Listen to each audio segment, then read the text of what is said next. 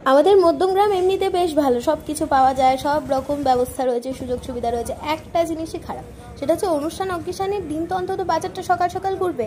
এখানে অনুষ্ঠান অকেশনের দিন মানে জামাই ষষ্ঠীর মতন স্পেশাল অকেশনেও সকালবেলা বাজার খুলেনি।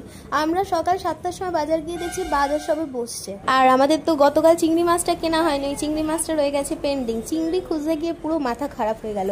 অগত্যা আমাদের দুজনকে সেই দূরের বাজার যেতে হলো। গেলাম বসুনগরের বাজারে, ওখানে যদিও বা চিংড়ি মাছ পেলাম ভালো।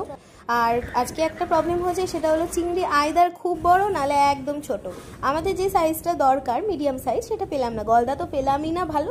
গলদা যেই রকমের বড়, অত মানে ওই মাছ নিতে গেলে আমাদের হয়তো এক পিস গলদাই নিতে, গলদা বলছি গলদাই, হ্যাঁ মাথাগুলো বড়, তো ওই এক পিস গলদাই আমরা যদি বেচতে যাই আমাদের 500 টাকা নিতে হবে, কারণ ওই এক এক পিসেরই তো কত দাম, আমাদের হয়তো কেনাই পড়বে 300 টাকা। যাই হোক, অনেক খুঁজে খুঁজে খুঁজে খুঁজে ভালো মাছ পেলাম। আর এইটা কি মাছ আমি জানি না, এটা বলছিল টাইগার। আমার যতদূর মনে হয় এটা গলদা চিংড়ি।